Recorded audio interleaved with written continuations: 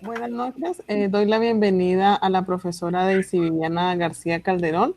Ella es docente de la Institución Educativa Normal Superior de Pitalito Huila, es egresada de la UNAD, hizo su maestría en la Universidad Santo Tomás de Bogotá y actualmente cursa su doctorado en la Universidad San Buenaventura de Cali. Como le había anticipado, profesora Viviana, esta es una entrevista para el curso de didáctica que corresponde a la licenciatura de lenguas extranjeras con énfasis en inglés de la Universidad Abierta y a Distancia UNAD. Muchas gracias, profesora Viviana, por participar en esta actividad y le doy la bienvenida y vamos a pasar a las preguntas. Buenas noches, muchas gracias por la invitación. Para mí es un honor poder participar en los procesos formativos de los nuevos maestros. Con Muchísimas todo gusto. gracias. Bueno, la primera pregunta que tengo para usted es, para usted, ¿qué es educar? Bueno, pues educar no es solamente enseñar o que el estudiante aprenda. Definitivamente educar va mucho más allá y tiene que ver con el proceso formativo de las personas. Es decir, no solo incluye la cognición, sino que también incluye todas sus emociones y todo su ser. Nosotros podemos pensar que cuando hablamos de educar, no necesariamente estamos haciendo referencia a la escuela, que de un tiempo para acá todo el proceso educativo se escolarizó, es algo diferente, pero uno se educa en todos los espacios, uno se educa en la casa, uno se educa en el barrio, con los amigos, todo eso es un proceso educativo. Esas educaciones otras que a veces no son reconocidas también en los espacios culturales, con nuestras etnias, con nuestros grupos indígenas, con nuestros grupos afro. En todos los espacios estamos recibiendo educación. Entonces, para mí educar es todo lo que el ser humano hace. Que si ya hablamos educar en términos de escuela, pues le llamaríamos educar a todo el proceso que se realiza independientemente si se hace en el aula, en el patio de juegos o cuando se le llama la atención al estudiante, es decir, encierra todo el proceso. Muchísimas gracias. Bueno, la siguiente pregunta que tengo para usted. ¿Qué entiende usted por didáctica en la educación? Bueno, hay una discusión muy interesante allí con relación a qué es la didáctica, qué se entiende por didáctica. Y yo quiero decir aquí que vale la pena recordar a Comenio, porque si bien es cierto su definición de didáctica fue hace mucho tiempo, en la actualidad tiene mucha vigencia. Sin embargo, pues al leer tantos autores y tanta epistemología, digamos, así que se ha producido alrededor de la didáctica, uno podría pensar que recogiendo de cada uno hace una definición como ese conjunto de recursos técnicos que tiene por finalidad llevar al estudiante a alcanzar un estado de madurez que le permita encarar la realidad con mucha responsabilidad y participar en ella de la manera adecuada. Sin embargo, si lo llevamos al proceso educativo, pues son todos esos instrumentos, esas técnicas y esas prácticas que el docente lleva al aula para lograr los objetivos de su proceso de enseñanza. Ok, muchísimas gracias. La siguiente pregunta es, ¿qué caracteriza a un docente didáctico en el proceso educativo? Bueno, vuelvo a citar a Comenio, y Comenio decía algo maravilloso, y es que la didáctica hace referencia a todos esos procesos de educación donde no necesariamente tiene que ser tediosa. Entonces, una característica muy interesante de un profesor que es didáctico, que además recoge lo dicho anteriormente, pero que lo hace de una manera chévere, de una manera alegre, de una manera que el estudiante ame lo que está recibiendo.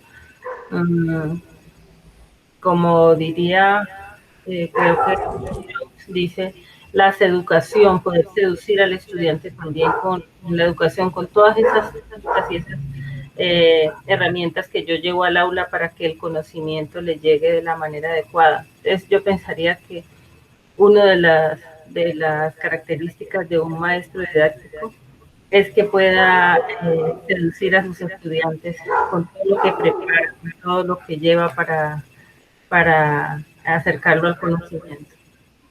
Muchísimas gracias. La siguiente pregunta, ¿cuál cree usted que es la finalidad de los estudios pedagógicos? Bueno, esa pregunta me gusta mucho porque definitivamente cuando nosotros estamos haciendo una licenciatura, estamos estudiando pedagogía, debemos tener clarísimo que estudiar pedagogía debe vincular a los sujetos con los saberes y con los conceptos, por supuesto. Y allí nosotros como maestros tenemos que ser muy responsables. Es un acto de responsabilidad ver cómo se produce y cómo se argumenta el saber. Entonces los estudios pedagógicos nos deben llevar precisamente a poder conectar el humano con el saber.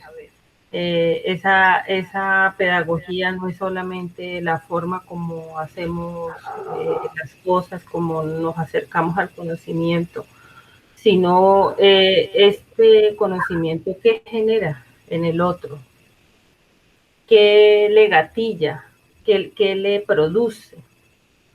Por ahí alguien decía un día algo que me generó mucha curiosidad y que quisiera de pronto traer a colación. Y es que cuando esa educación y esa pedagogía y esos estudios que nosotros hacemos no le hace un hueco narcisista al otro, pues no le está haciendo nada, no lo está llevando a metacognitivizar. Entonces los estudios pedagógicos generalmente deben eh, llevarnos a reflexionar en nuestro rol como maestros, en nuestro rol como científicos de la educación. Es decir, ¿para qué lo estamos haciendo? Si lo estamos haciendo solo por seguirle el juego al capitalismo y decir que vamos a estudiar para conseguir un empleo, o si además de conseguir un empleo, que es loable y es válido, también estamos tratando de entender la educación para contribuir a una sociedad más equitativa y más justa. La siguiente pregunta es, ¿cuál cree usted que son los principales objetivos de la didáctica? ¿Cuáles cree usted que son los principales objetivos de la didáctica? Bueno, después decir que se ha teorizado mucho sobre la didáctica y teniendo en cuenta la experiencia de aula, yo puedo, ¿cómo se dice? Sintetizar en que los objetivos de la didáctica tienen que ser definitivamente el primero, aportarle a la formación del ser humano, teniendo en cuenta no solamente que aprenda, sino que aprenda bien y que aprenda para la vida, para su personalidad, para su formación humana. Es decir, que el primer objetivo de la didáctica podríamos plantearlo como la formación humana. Entonces, esa sería un punto importante. Que haya un aprendizaje desarrollador. No hablamos de una educación en términos de Freire, de una educación bancaria, no. Una educación que de verdad lleve al ser humano a reflexionar y a preguntarse por su lugar en el mundo, que es quizá la deuda que tenemos nosotros con la educación. Al ser humano se lo ha llevado a que mire el producto de su educación y entonces eso se ve reflejado en un título, bueno, en un diploma. Pero ¿qué pasa con ese ser humano mientras aprende, mientras pasa por todo su proceso académico? ¿Qué sucede con él?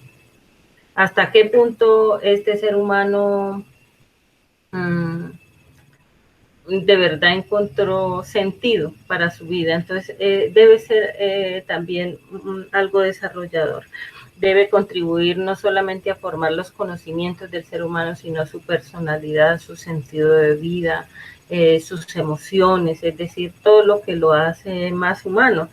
Y debe estar preparada la didáctica para llevar al ser humano a contextualizar sus conocimientos, dado que nosotros estamos en un mundo diverso y cambiante. Es decir, nosotros no podríamos pensar unas estrategias y una didáctica que fue pensada hace un siglo atrás para una sociedad como la de hoy.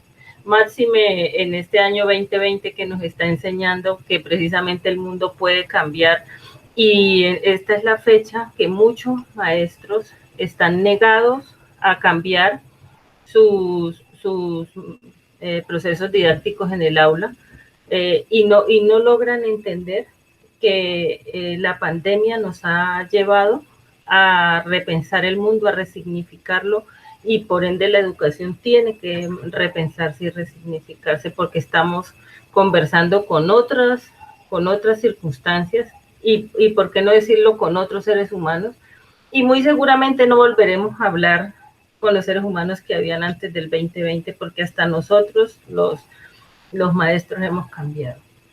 Entonces, pensaría que esos son como los principales objetivos. Perfecto, muchas gracias. La siguiente pregunta. Si hablamos de educación como parte fundamental del desarrollo de objetivos esenciales e importantes para la vida, ¿cuál es el objetivo principal del docente a la hora de educar? Pues muy conectado con lo anterior, ¿no? Pensar en el ser humano, porque, por ejemplo, si un docente a la hora de educar, como se dice, bueno, a la hora de ejercer su trabajo como educador, solamente se encarga de ser transmisor de conocimiento, solamente se encarga de llevar una educación rígida, que no tenga en cuenta el contexto, que no se fije si esto le sirve, si esto le genera sentido en su existencia, pues no estará haciendo nada, porque está reproduciendo de manera hegemónica todo lo que hemos dicho que no debe hacerse en la educación, y está dejando de lado lo importante que es lo humano. Entonces, fíjese que ahí el maestro lo que tiene que hacer es fijarse en esa persona, si eso que le está enseñando es para la vida realmente. ¿Cuántos de nosotros pasamos por las universidades y decimos a veces, venga, pero yo, o sea, ¿qué me traje? ¿Qué me dieron allá? Muchos nos graduamos y con el título no sabemos para dónde arrancar.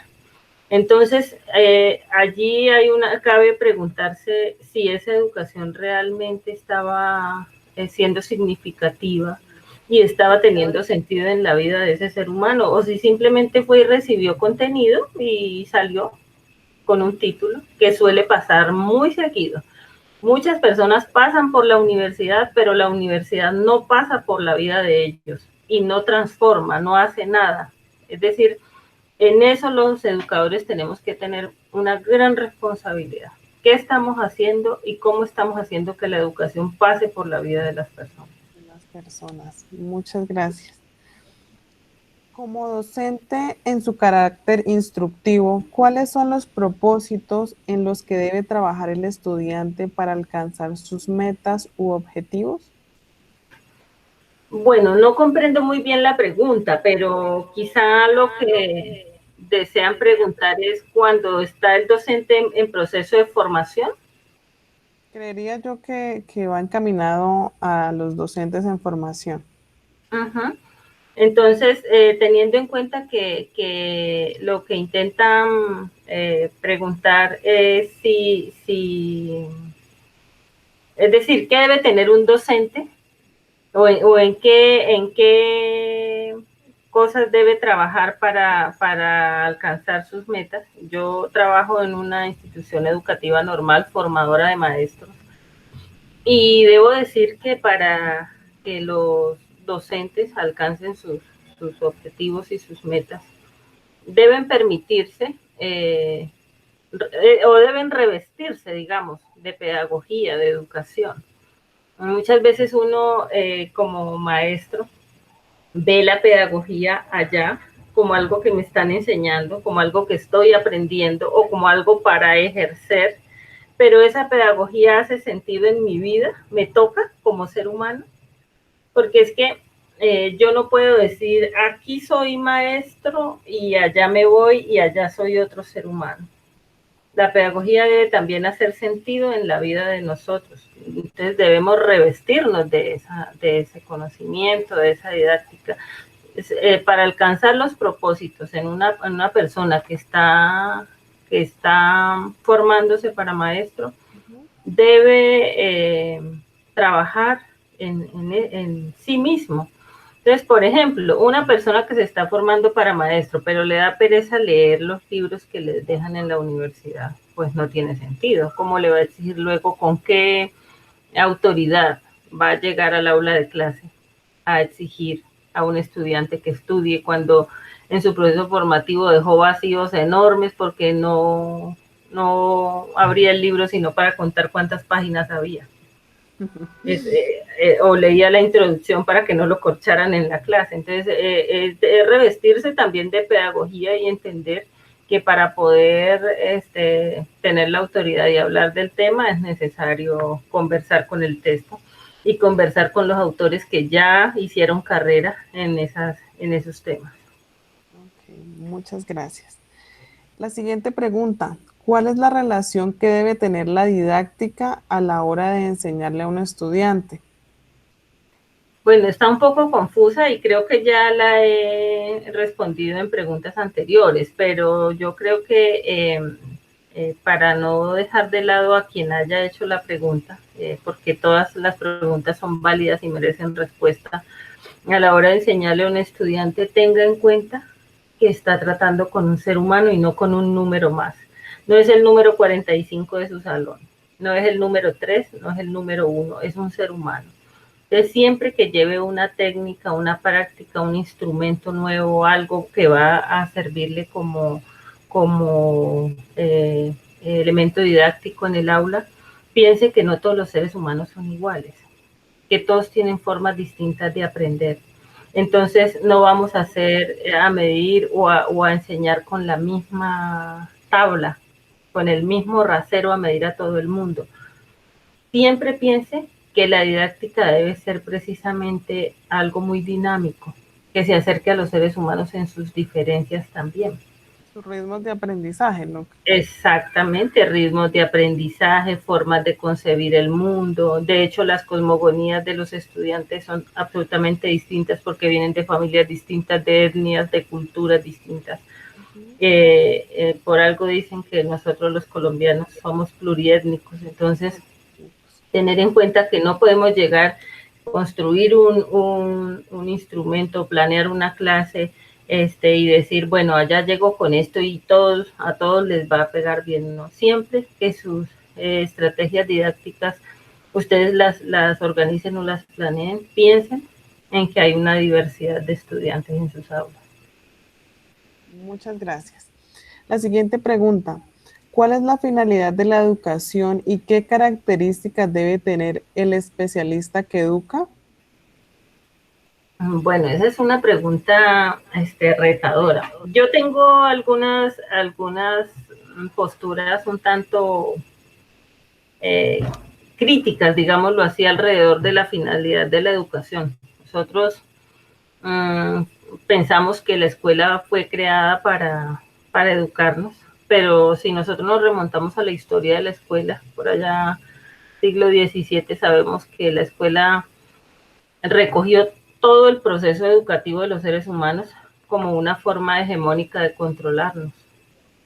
Entonces, la finalidad de la educación debe estar muy alejada de esos principios hegemónicos de la escuela.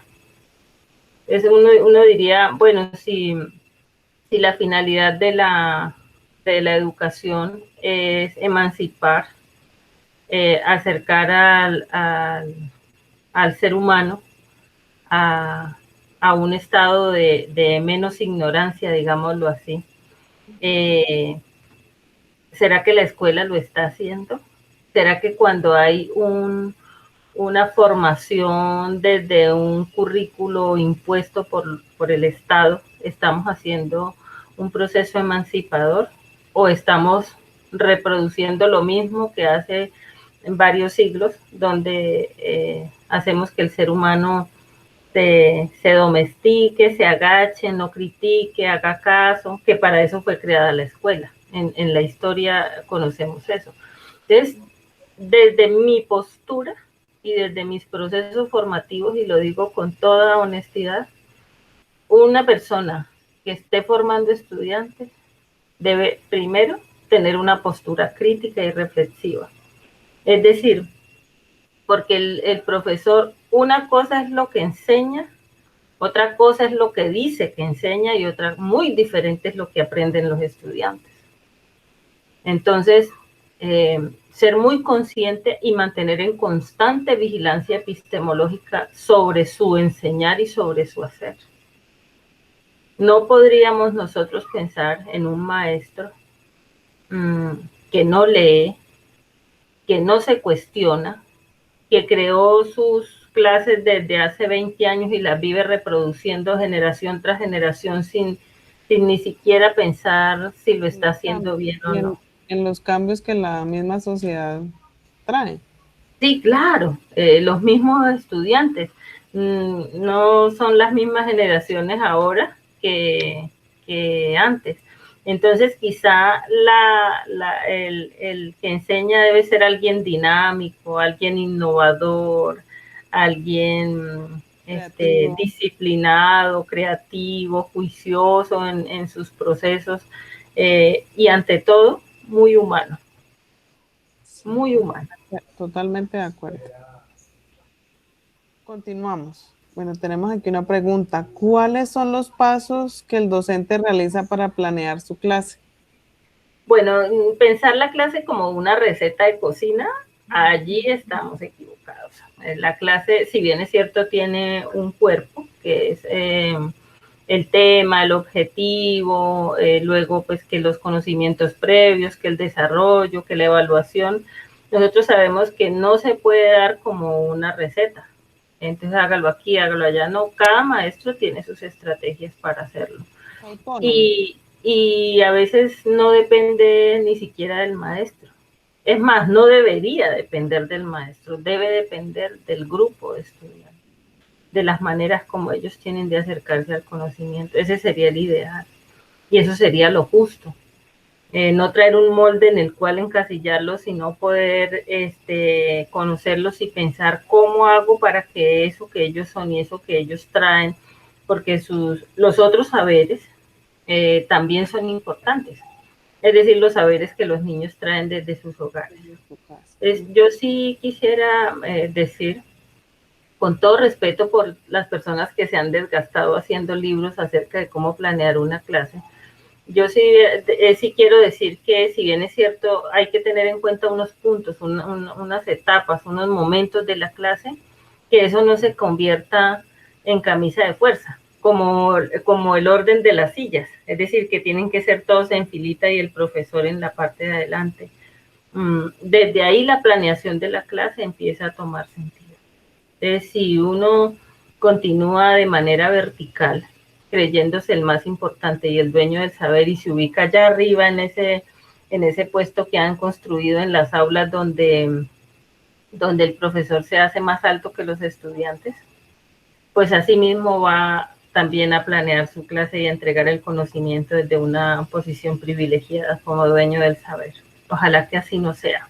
Ojalá que la escucha sea el principal elemento a la hora de planear su clase. Muchas gracias. La siguiente pregunta, ¿a partir de qué elementos el docente diseña su material didáctico y genera la mediación pedagógica? Bueno, yo pensaría que el elemento importante que se debe tener en cuenta, pues, es los humanos a los cuales está dirigido. De allí para mirar cuáles son las mediaciones pedagógicas que va a llevar. Ejemplo, si el grupo de estudiantes que tiene Es un grupo diverso, donde hay capacidades diversas, como personas con algunas limitaciones en la movilidad, otras limitaciones visuales, otras limitaciones auditivas.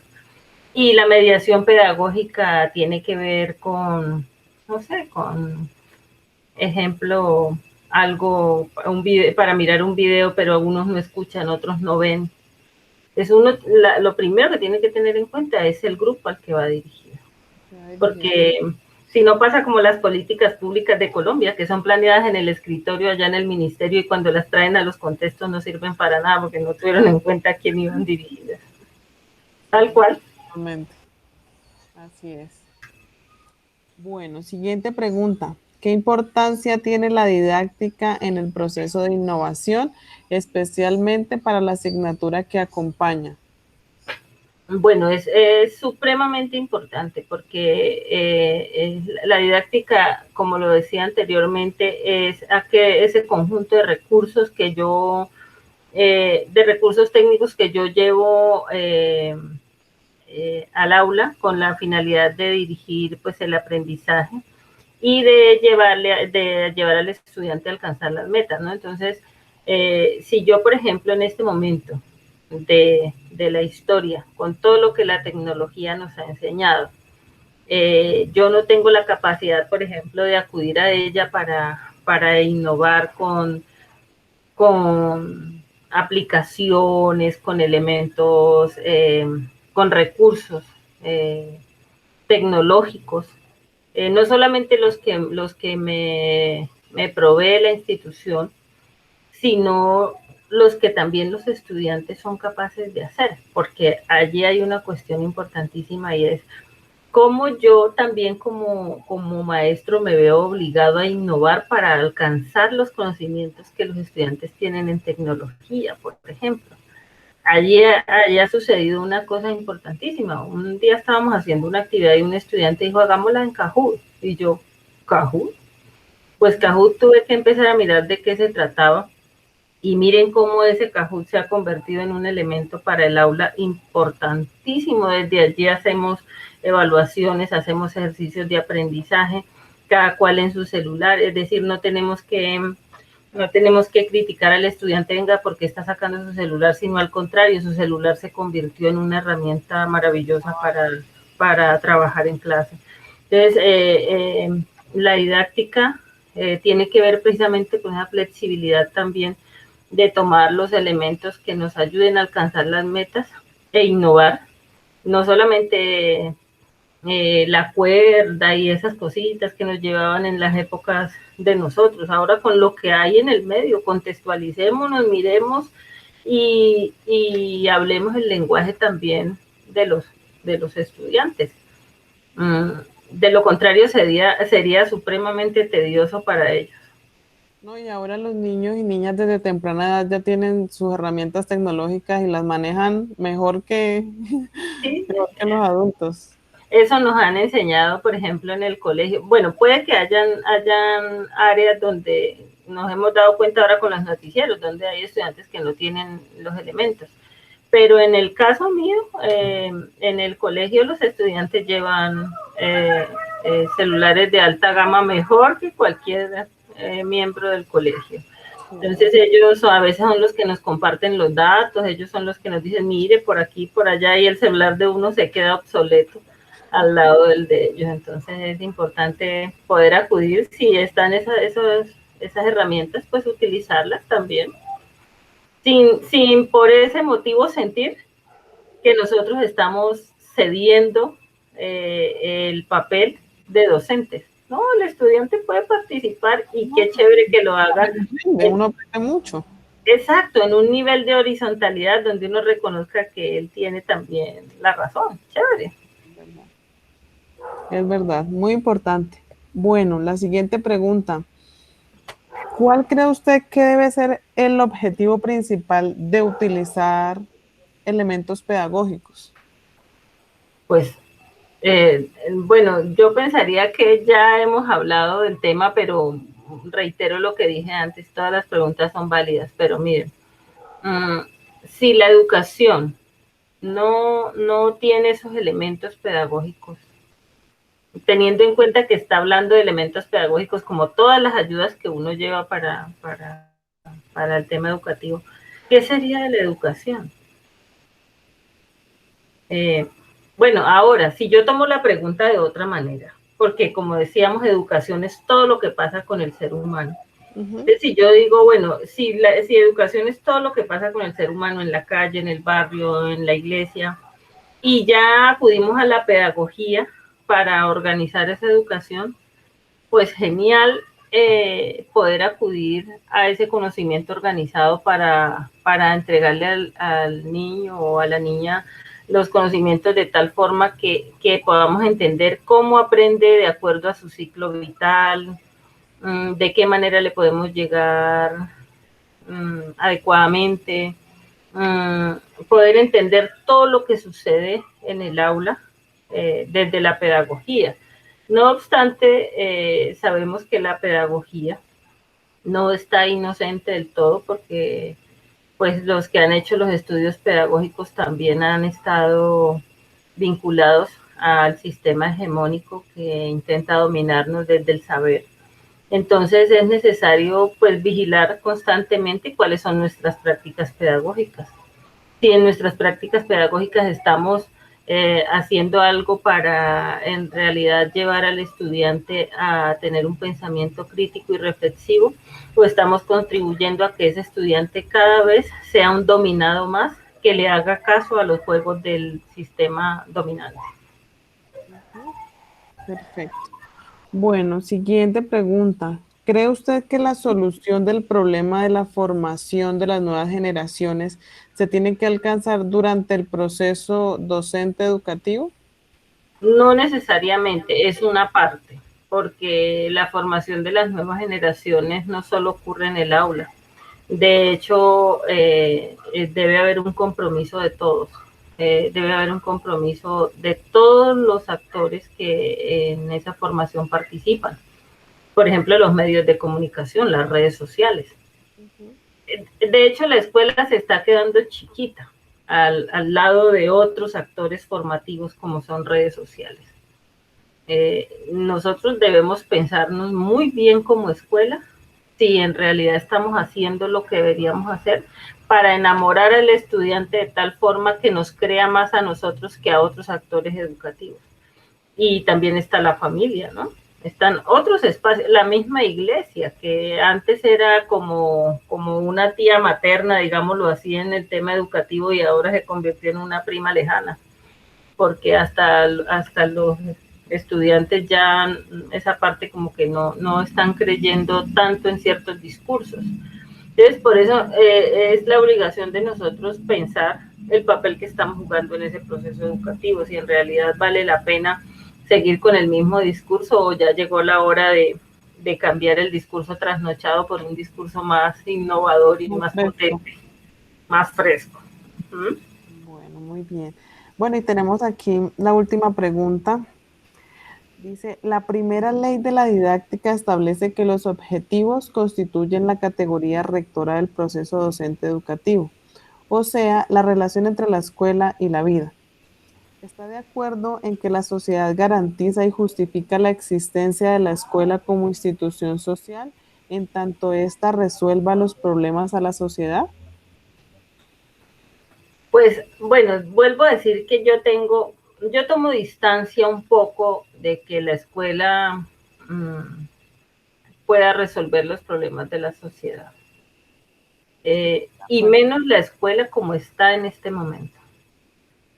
Quizá nosotros creamos la escuela, digo nosotros, los seres humanos, o la escuela fue creada con un objetivo claro, que era someter a los seres humanos para que no opusieran resistencia al sistema dominante de la época. Así fue creada la escuela.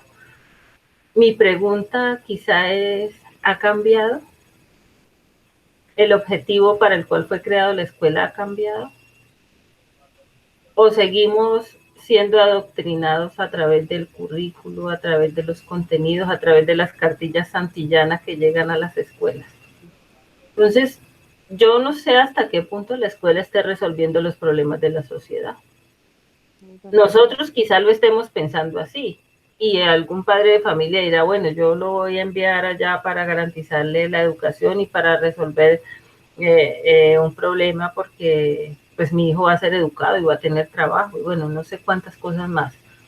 Pero de allí a que eso sea una cuestión real, hay un trecho. Sin embargo, cuando me plantean que la primera parte de la pregunta, si la sociedad garantiza y justifica la existencia de la escuela como institución social, pues yo no sé hasta qué punto la escuela se esté justificando como la que arregla todo, todas las situaciones.